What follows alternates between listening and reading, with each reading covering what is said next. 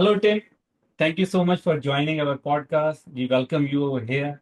I think it'll be a great session, and it will be a pleasure to hear from a guru who has been working on this field. Thank you for accepting our invitation.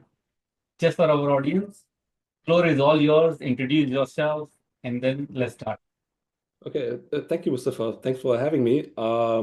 Yeah, hi, I'm Tim. I'm Tim Biedenkapp from Germany. Work worked in the past mainly as an enterprise architect or data governance architect, and now I'm the director of a smaller integration company, and I do advise several companies for the data strategy. And in the recent years, I made some experiences with respect to data products, knowledge graphs, and how I can make the enterprise life easier and much more transparent. And therefore, I came up with the word semantic data products, which I hopefully would like to discuss with you today. Yeah, this is something. It is amazing and a good timing actually. Yeah, because everything is data nowadays. Mhm. Everybody talks about data, but what actual data product is. So then I end up writing few articles on LinkedIn that I said, what is data product? What is data product? Data as a product? What is data as a service? What is data owner? And what is data ownership, data product ownership? So this four, five articles, Yeah, yeah. correlates everything. And that is where your semantic data product can really play a good role. So tell us about this semantic data product, what it is, and we would love to hear about it. I think let's start with the history. So when I started, enterprise data warehouses were quite huge and they were challenged to scale. Therefore, they came up with data lakes, and data lakes scale pretty well on a technical aspect. So they were able to store massive amounts of data.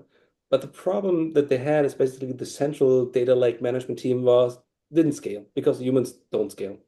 Hmm. And they're really lagging and serving the requirements that were from either source systems or demanding people for dashboards. And there was a nice evolution of that. What I call evolution is data mesh from Samak. She wrote a really nice article with ThoughtWorks together on Martin Fowler's blog, pushing the socio-technical approach. Basically said like, hey, we need federation here. We need the autonomously, locally in their domains, providing data products to tear down the silos and make it everything more transparent and scalable. But after me having implemented data mesh in a large scale organization, I figured out that again, it's the data product is within the single domain, and it will end up in something again like a silo. So I like the approach. Is real. I really like data mesh. I'm really a big fan of data mesh, but there's one missing piece that I feel that could be contributed to data mesh as the semantics, because the problem is you are still in your domain. We're in the world and you have a data product. The problem is, how do I combine one data product with another data product? What is the relation across domains? How can I use the data product in an enterprise context pretty well? So there, I'm feeling that most companies didn't have a great solution for that right now. I mean, you can discuss now about ownership, and that you can discuss in the data catalog. There might be attributes, and there could be a glossary somewhere. Yes and no. So what I see is actually knowledge graphs is something which got a recent strong tailwind because of the LLMs, and everyone now talks about neural networks and knowledge graphs and so on. But fundamentally, a knowledge graph for me is something we have to be here about wording quite clear. And what I'm trying to make is a knowledge graph is something where I, as a business person, can draw my knowledge about my business process, the relevant information objects, into a structure of nodes and edges. How do things fit together in my organization? And usually I do this driven by some competency questions. So actually, what is the question that I have a business in mind, which I would like to answer to make my domain more effective or increase the speed of the process or the quality of my products and so on. And so the people start modeling their smaller knowledge graphs and how things relate to each other. Like a person has a first name and last name and probably an email address or an employee. So and then you have this graph model in your domain knowledge. And this is quite likely to understandable for humans because we human, our brain usually thinks in graph structure. It's quite easier for us. It's easier to digest a graph than an Excel spreadsheet, thousands of columns. That's quite hard to digest for, as humans. And when you start with these ontologies, and if you do this from multiple angles and different domains or business units, let them model the most crucial on information objects, the ontologies, these things that they're driving most. Usually those things are chained together in some processes because those processes run across several domains in the company. So, and then people start looking at these graphs and they figure out like, oh, there's a connection from one to B because here it relates somehow from one node to another node. And they discover this knowledge and they talk about it. And funny thing is, only by creating these knowledge graphs also distributed in their domains that can be still applied from the data mesh concept. Um, People talk about it. And what I observed during my project history, we had two teams that were working together on a software that is in the field for 10 years in production. They were discussing about from multiple viewpoints, and they discovered that there's actually a missing link and that there's some edge cases haven't been modeled correctly because the one business side understood now what the other business side has done, beside having this in user stories, which is still not something which is really easy to understand for the business side. They have seen these graphs, figure out the problem, and fix the problem that was in the field for 10 years of production.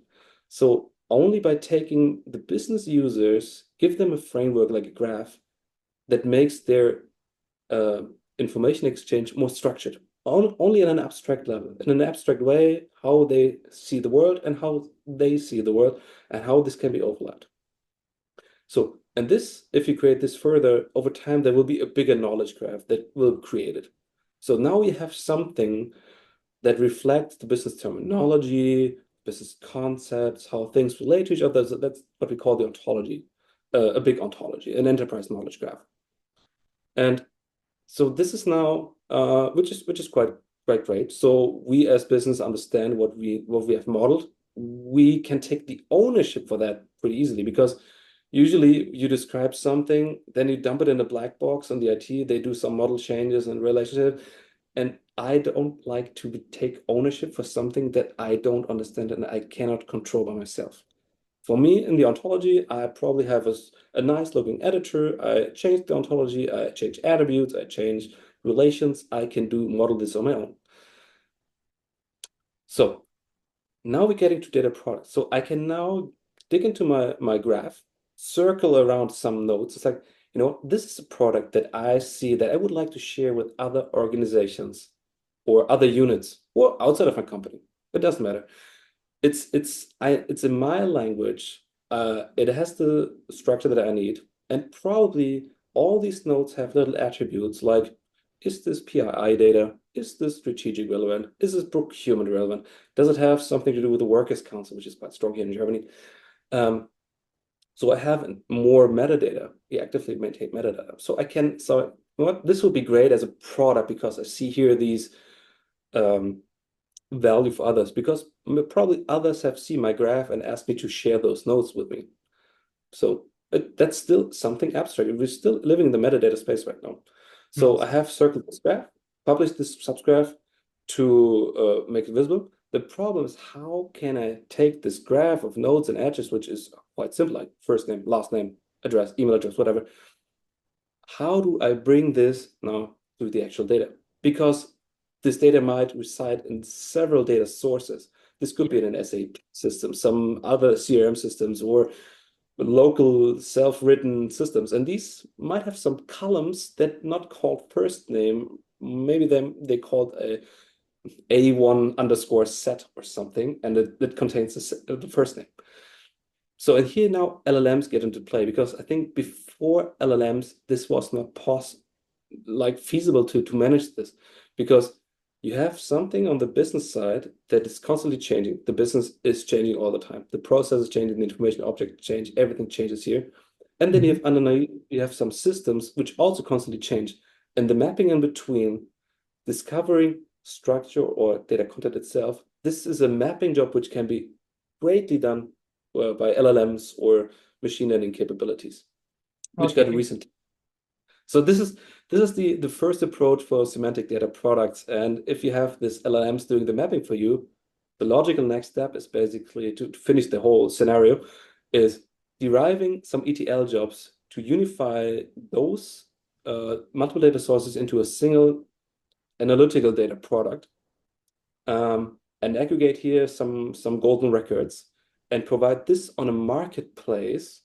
So this product has now this golden record. It has the metadata from the knowledge graph where attributes like is it PII, is it workers' council, whatever, like which steer your data contract. So on a marketplace, and then consumers know what they consume.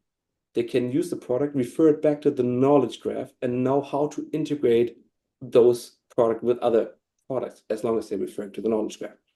Mm, okay, okay. I have millions of questions. You complete first. Okay, so this is for now. This is the big picture. I have a graphic and an architecture with that. I have posted it on LinkedIn, but yeah, this is. I hope there was Yeah, yeah, yeah. some. Yeah, Yeah, I really make sense of it because the way you are going toward is exposing data to the third party, external party using graphs. yeah, And correct me if I'm now, I will wear my solution architect hat. Okay, I will go into details how really is implemented. So yeah, as I always do, let me project the solution architecture first, and let me map your semantic data product. So normally we have it all starts from landing area, and then we go into staging area, and then we go into transform area traditionally, right? And, dude. and Databricks has medallion, there's a lakehouse concept, there's many concepts over there, right? But end of the day, it is landing, it is staging, it is a transform. Now in Yeah, transform layer, that is where data preparation layer comes. You can do data warehousing, 3NF, you can do data vault, you can do focal point, you can do embedding, and all those things, modeling you can do. And then comes semantic layer.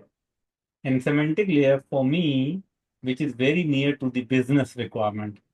So we yeah, create semantic layer, all models transform into a way what business want to see.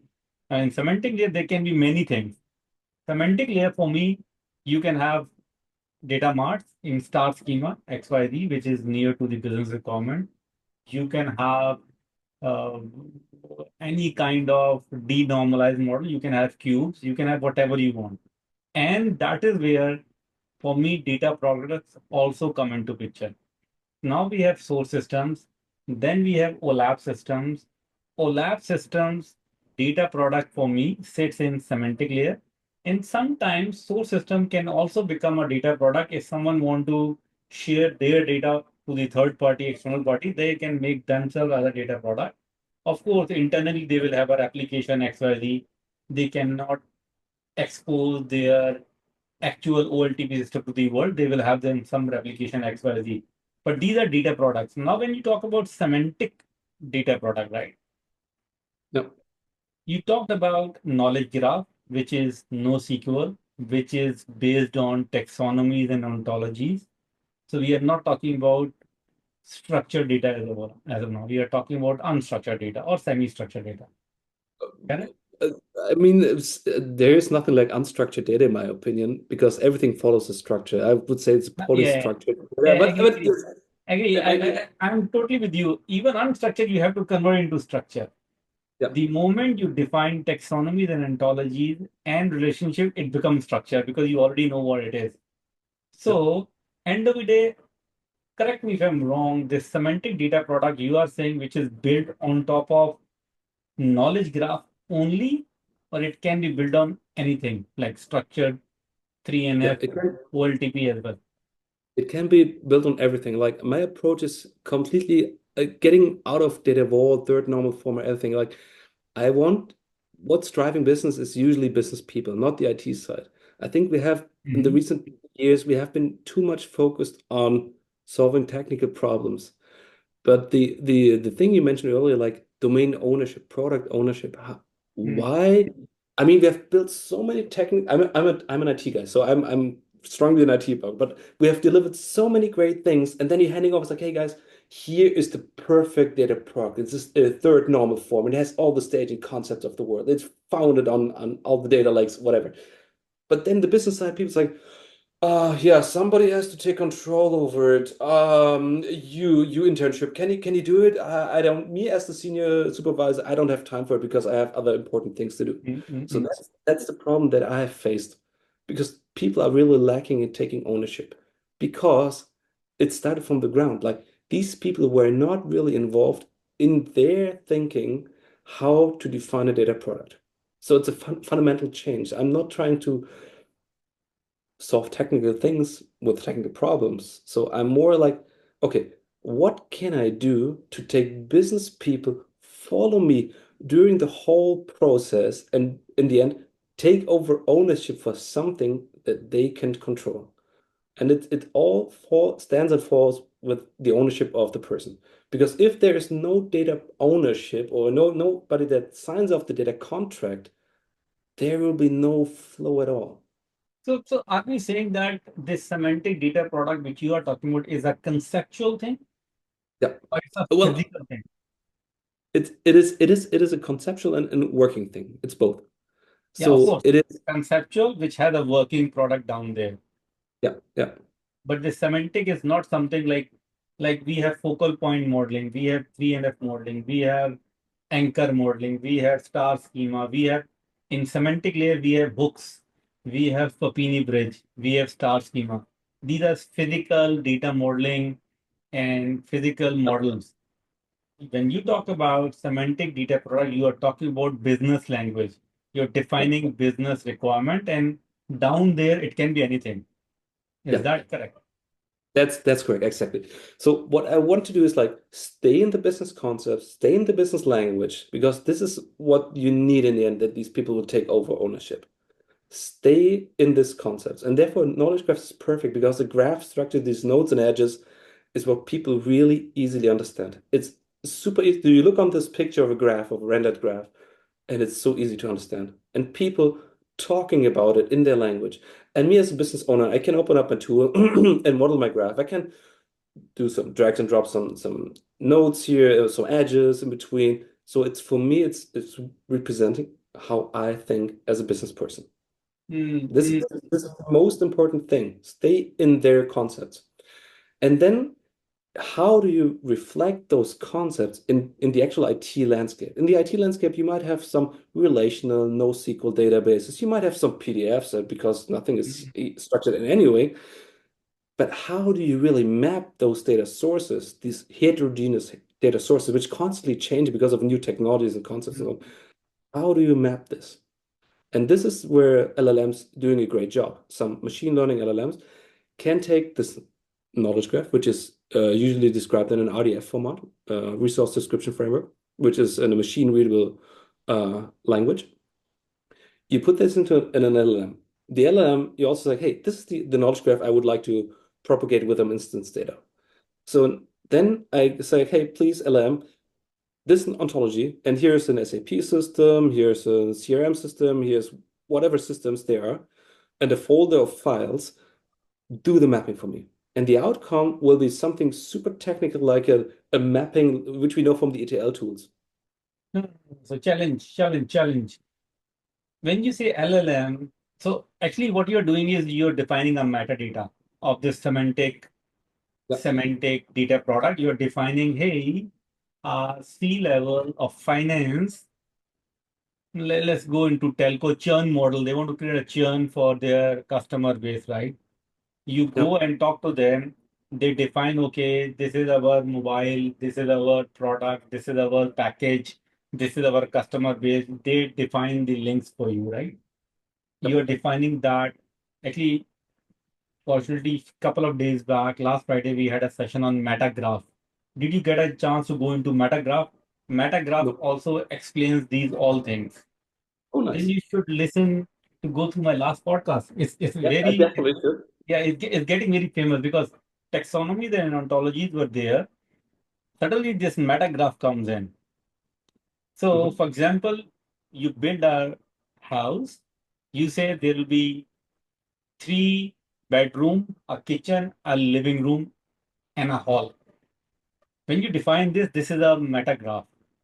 But the Hmm. moment and you say, hey, one room will connect to the kitchen via hallway. When this connection via entity to entity connection, that is metagraph. But Hmm. when you say a master room is connected with one room is a master room, two rooms is a bedroom. When you define this, this become ontology, right? Yep. And taxonomies, you define a taxonomy is much easier. So that is Yep. where this whole thing. So you are bringing that concept and you're saying you are defining business use case in such a way that business itself can confirm, okay, this is what I want. Yep. Is that what you're saying, right? And then That's back ex end you go and then you define, you find out what technology need to be implemented. You don't care whether it's a lake house, where it's a NoSQL, you don't care. Correct? kind of correct. So what I think is quite important that we need a system that automatically can map the ontology Okay. with several data sources. So Okay. this Now, is quite important. This is not nothing which is super transparent for the business side, but there should be a system that's doing this automatically with the human in the loop concept. So basically, so um, I have this as a business expert, I have described this ontology. I now put this into my system. And the system says, okay, these are the data sources which are relevant for you because they are in your control or you discovered how your data sources. And it's doing the mapping for you. And then it's basically, hey, can you please, the LLM is unsure because there might be some not clear mappings. Or then basically the human can tell like, hey, I meant here, this is the value that seems to be like first name, this is correct. So you train the machine on doing a proper mapping for you. mhm, And this also then helps you yeah, to model on. You can also, as a human, you can define like in which priority should be this data sources because you might probably have like a master data management system which mhm, you trust most because you know from the processes side, the maintenance around it, like you trust mhm, this most, but you add up information from other systems which might have more a newer system, new information or more accurate system because in this domain it's from the finance or whatever. Yeah. So, but your so, question. yeah, so my question is very relevant to that. When you're saying it's mapping, actually, that is where biggest challenge comes. Yeah. Because one system might have a different 3NF and it might be sending a product. Another system will might have another OLTP. It might have different data models sending a product. Both of Yeah. those might be going to a lake house, converting into a XYZ model, and still sending a product. Now, when you define at a business level what data product is, this semantic data product is, the mapping of all those places, how do you fulfill that challenge? How you cater that challenge? Because LLM won't know. As you give the Yeah. example, right? A first name can be called as A underscore something. How it knows? It looks into instance data, metadata description. So this it's figured out. Yeah, it's figured out by sample data basically. So you are saying it required a complete technical metadata of all source systems. So it needs a catalog, no? I think it needs a catalog end of the day, correct? A catalog would be really supportive, but it's not necessary. Like usually there's some data engineering in place, and the question is like basically you have to select the list of data sources which are potentially the candidates for your ontology. I mean, you could load they're all data systems that you have. Mm-hmm. You could, but that creates an insane amount of work for the mapping engine. Like that would, Yeah. So uh, how LLM will know? Na? That's my question. That yeah, LLM is majorly trained on a generic data, right? Generic taxonomy and ontology. It was trained. When I say LLM, I'm referring ChatGPT. right? You can train your own LLM, but that would be very expensive, right? Your own LLM. No. Take the public ones because the public Yeah. ones are perfect because they are trained on like there are so much similarities, synonyms, and in these LLMs are rooted that you can use them pretty well. Not sure if which LLMs, public, open source, which ones are the best for synonyms right now. Then this is a, I think once we gotta publish this episode, this will be changed anyway. So there's a constant evolvement in this area. But So you use are this right. capability of Yeah, these yeah, public. yeah. Yeah. See, just to add it here before you comment, right? And Because I want my audience to really understand how to implement it. My apologies, I'm yeah, getting a yeah. little bit technical. So what we are saying Okay. here is that we need, and I'm absolutely with you that LLM will work very good, very accurate if you give relevant content to it. So I'm Yep. very much with you that if we use public LLM and we provide all the databases metadata only, not data, all Yep. metadata into the LLM, and then ask LLM to map, then it Yep. may work. Then you get a semantic rack, or you get all these LLMs providing accuracy. The Yes. accuracy of an LLM dramatically increases once you're giving semantics, like an ontology to it. Like, Mm, please stay within LLM, within this ontology. Use this terminology here. mm. Use the relations out of this ontology, and the hallucination will almost disappear. Almost. I'm talking about 95+%. The case. There are so many pitfalls, but Yeah, yeah, yeah. it's way more accurate than doing it without. No, no, whoever is listening this podcast, this is a very good takeaway, because Okay. normally what we do is to defining a semantic data product, I'm very well with you. This use case can be a good use case to use LLM. My Yep. conflict with the LLM is the moment you start throwing structured data into it, you start expecting LLM to give you accurate data analytics. That is where my conflict comes, that it might be very difficult as of now. But when we Yep. talk about metadata and defining a product, it may work. And the thing is, I'm more concerned about like currently everyone jumps on the LLM train. Like we do my own enterprise LLM and then having building a new front end in front of ChatGPT and call this the enterprise LLM. I was like, oh, come on, really? Um, it's I mean, we're currently on a hype train here. That's a problem. And still the fundamentals of garbage in and garbage out will sooner or later gonna kick us in the lower back part. Yes. And we definitely, I mean, this is a problem we try to solve since the beginning of IT.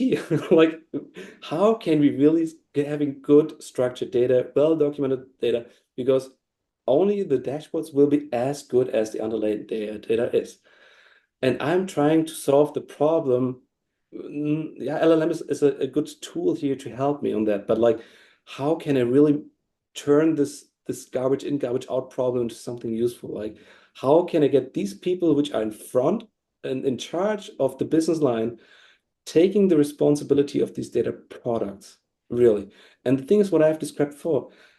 These guys now change the ontology, changing a node, adding a node, or whatever they do in maintaining this in a versioning concept. Quite important. Versioning is quite important, but um, change that. And this is going to trigger another hook here that the LLM is doing the mapping. And it's again, we're not talking here using the data lake. It should rather work on the actual source system or on a lakehouse structure. It should be like work on the source system and provide an analytical data product because it will take the source systems, then create based on the mappings some ETL pipelines, and they're going to create some golden records and put that in an S3 bucket or something.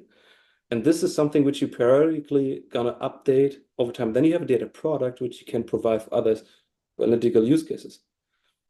And you as a business owner, if you change something in your ontology, this will be reflected in the new version of your data product. And Okay. that's So, the okay. ownership that everyone is looking for. So you're saying front end. Okay, this is a good thing you've raised. I Yeah. was not thinking. You're saying if front end business user change anything, it should automatically go and change the modeling behind it. Is that what you're saying? Yeah. Ah, do we have a And technology like that which can do that? yeah, there are There are only a few technologies. startups. So far, I have discovered only a few startups that are capable of doing this. Hmm. And we're working with them, and they're still in quite early stages, Series A, I think. But they have strong capabilities, and I think in the next couple of years. They have everything that is Graph they can already. Does the UI look like a perfect solution? Not yet. Not yet, yeah, Well, but it will become quite strong. but these see when you talk about front end, I'm a business user, right? I work with you, spend some hours onto it. 80% work you did. You created this something for me. Result was very good. Tomorrow you give me an ownership, and I go and do it. Now, what I will do as a business, I will hire a few teams down there, and I will ask them to manage it. That's a Mhm. real use case, right? I will simply Yeah. say, hey, I need this. Go and do it. These guys do not know what we have developed. They change something. How lineage will be managed? How all those change management things will be managed? I mean, once they change something, there will be a new version of the data product, and either everything breaks because they have completely screwed it up, but usually what we have is basically we have a central place. We call this the linked data platform. This is Okay. an environment and it's a system where all ontologies are modeled.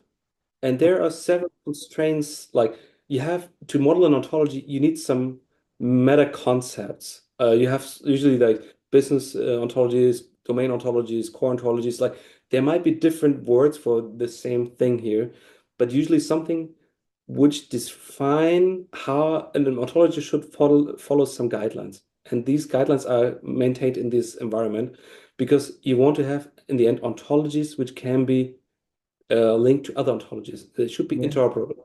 So, like, therefore, you need this central team which maintain the guardrails for you. Okay. So, Fair enough.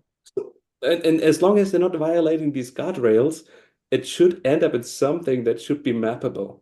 Let me put it that way. Yeah, yeah. Because see, why I was coming towards you, the moment you declare data product as a DAS to search for someone, and someone can be a external party. And so are we saying that the data product you are talking about is internal organization data product, or third parties can also use it? They can so also third parties can use that. So the thing is, an ontology or an enterprise knowledge graph is something which is quite crucial asset for an enterprise because the everything what you distinguish from other businesses is modeled in this knowledge graph. So it's a really high crucial asset that you need to protect. Mm, mm. Subsets of this can be exposed, of course. But therefore, I'm really encouraging everyone like write on this and every ontology like write down from a data governance point of view, is this ontology this node like containing personal identity PII data? Is this Yes. node extremely crucial for strategy? Is this crucial for procurement? Is this crucial whatever? And these things, this actively maintained metadata, which is now more reasonable for the business people, which can help you in doing this classification. Now they can say, hey, if I combine this and this node with it together, there it's not strategic relevant. Only if you add this node as well. And this node has the attributes. And then you get some building blocks. Actually, you are talking about graph theory. I'm talking of graph theory, yes. You are talking about graph theory, right? What and graph? Graph theory. Yeah, yeah. The kind of it ends up with graph theory, yes. Yeah. So I had a session with Francesco Papini. He is the inventor of Papini Bridge. Okay. I have a podcast with him. You also look into it. So he has done a project with one of his company somewhere there, customer. And he, Hmm. although he is the inventor of Papini Bridge, the last project he did it on graph theory. And he was Hmm. very much onto it that graph theory is the future. Thanks for raising Hmm. this thing up and double confirming that piece. Yeah, yeah, absolutely. I think graphs is the way to go. Absolutely. There's so many things that we have not leveraged from the graph concepts right now. Because we were stuck in the relational world right now, Yeah. and everything was centered around this thinking. And I was like, okay, let's take this graph thinking concepts, apply this with business users to fulfill their demands, and Mm. then driving data products and breaking down this because we started from how to break down silos in an enterprise. And I think if you have a data product which follows those fundamental concepts of graphs, and if you have then you can consume from a marketplace a data product which is semantically described. From Mm, you as a programmer, you can use RDF and look up in the graph. You can traverse the graph. Whatever you can do with the graph, you know how to integrate your data product with other data products, which also describe semantically based on the same graph. mm, And this can be then your internal graph, but you can also think of like industry spaces where it's like all the financial players, they're gonna align on one, I don't know, public industry mm. uh, knowledge graph. So the data products could be shared across industries, within the industry, sorry, within across companies in the same industry, for example. Yeah, see, as you correctly mentioned, I'm totally with you that graph is future. NoSQL is kind of a future. Unstructured data is, we know that more and more unstructured data will come in. Once unstructured is there, you have to come up with taxonomies, ontologies, until as you can't make one context. But at the same time, I'm also a big fan of structure as well. Yeah, Reason yeah. being, yeah, because reason being, yes, in this whole architecture of landing, staging, and transform, which contains data preparation layer and semantic layer, day one you go to a customer, you don't build the pipeline. Day one you pull it into the semantic layer and show it to business Yep, and start building the requirement from there. I'm sure yep. he'll be listening this one. He must be working on this graph theory concept as well to do it. But at the same time, every 18 months or 1 year, now the cycle is getting smaller and smaller. Product requirements will change. Yep. There'll be new requirements will come. There'll be new methods of revenue generation will come. So product life cycles are becoming smaller and smaller. That is where I Absolutely. still feel those traditional pipelines, which is landing, staging, and transform layer, ideally 3NF. I'm still a big fan of 3NF Bill and Mon. That has Mhm. to be built for me. Reason being, tomorrow, if product changes, you still have a historical data somewhere sitting which you can refer rather than going back to this. What do you But say about that? I agree. I think SQL should stay there, and also third normal form helps a lot of because the established tool landscape works pretty well on SQL, Yeah. and knows and most people, because you have to think also on the workforce. People know how to interact with SQL. People know to interact how with third normal form. But there's no problem with that. I mean, you have Yeah. this graph in the middle that is maintained by some people somehow, but in the end, they're gonna produce a Postgres database and populate it by aggregating multiple data sources from any kind of format into one Mm. Postgres as a read data store, RDS, a read data store basically. And this gone, I mean, LLMs can create third normal forms quite easy. Yeah. They See, should, that's what I'm saying. See, yeah. So they, I'm not negating that this graph things what you're saying is not required. What I'm saying here is right now what happens, this data model which we create, we expose this to business. yeah. That will segregate. I think this data model will become a back-end work, and this Mhm. graph theory and knowledge graph will become a front end exposing to the business so they can really understand what are the entities, how Yeah. attributes, how edges are working, what are the relationships they see on the graph. Yeah. So back end still need to be there because this graph will go away, new business process will come, new products will come. All these graphs can refer to those data sources. That's what I mean. Yeah, we only have to be careful with it with the speed of all these Mm-hmm. elements because like if the on the business side everyone changing everything super frequently, there should be not one team in the back end maintaining all these changes. That will be again something like in a data lake problem. Like people, there's one central team not cannot handle all the requirements. So there must be some smartness in between doing some of these groundwork activities. And Yes. this is what I think these LLMs are there right now to help this problem. Because I think before LLMs, this whole concept wasn't feasible. I think now with LLMs, this was a major, major improvement for a tool that we need to provide these semantic data products. Yeah, actually, as you just seen that, I'm also working on LLMs nowadays. And Yeah. although I've left development like 12 years back, but since LLM, because technology moves so fast, Yeah. until as you don't end up being a developer or very new to technology, you can't cope up. So many technologies are coming up. So I came Yeah. out of development. I was an ETL guy. Came out of Mhm. development, become a PM and solution architect. Now I'm solution architect, right? But now with the use of LLMs and I would say AI agents, it becomes so easy they can generate any kind of code for me. Yeah. So conceptually, I need to be good into the framework, how the whole end-to-end framework works.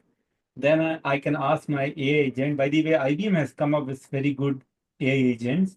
You install it and you say, hey, build this for me. They will simply go into your IDE and they will start building the pages for you. It's amazing, Uh, right? Amazing videos I have seen, yes. Yeah, it's amazing, right? Things will change. I think all those visionaries which who had the challenge to find developers to get the products done, I think this AI agent is going to change the whole horizon actually.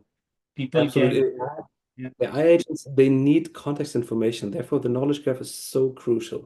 oh, yeah, Because if you don't give an agent a good semantic ecosystem, they're gonna deliver some crap. yeah, And and if you don't have this knowledge graph will be the fundamental thing that is distinguishing your company from any other company. Because if everyone works with the same OpenAI yeah, foundation, there will be no, why should I buy a product from A or B? There must be a distinguish between. I mean, technology-wise, we have set now some fundamentals, but now let's let business catch up and get in the driver's seat again. Because we're not doing this for our technology loving purposes. We do this usually for business people that yeah. uh, See, keep us alive. and you are absolutely right. The people who really know how Gen AI works, development will really squeeze. Yep. And the people who were saying that, and one guy was saying that AI will not take your jobs. People who will learn AI, those people will take your job. So Yeah, inevitable that you need to jump into AI and start exploring this piece. absolutely. It's a technical evolution, and it's like with I mean, the electric cars and all car manufacturing, like it's changing. Stay flexible in your mind. Try to adapt these tools, leverage them, make your life easier, and focus on things that make fun in your life. I Yeah, think they're and gonna. these semantic data model, data product, right? We call it data product. You are saying semantic data product because you are bringing business into it to define that. Just for Yep. everyone, the difference of traditional data product and semantic data product for me is in semantic data product you bring business into it to define everything. Correct? If I'm not wrong. Yep. So Okay. we definitely need to involve business. Awesome. I think I understood this. Uh, and thank you, Tim, for taking out time for us. And I hope you liked it. My apologies for some critical questions. Normally, I become an essay. No, no, no. Thank you for your time, Mustafa. It was a great pleasure to be here and talk about the ideas. I love talking about this concept because so many people have challenged me on this, and everyone in the end like was like, "Oh, that's probably not the worst idea you can do." So, yeah, Yeah, look into thank this you. meta graph as well. Yeah, I Daniel will. has explained that. And this guy is very good in metadata. He has been working on this piece. Maybe you can connect us. That would be great if you can do that. Yeah, I will do that. Thank you, Tim, again. Have a nice day. Thank you for so much for taking our time. Thank you, Mustafa. Bye. Take care. Bye-bye.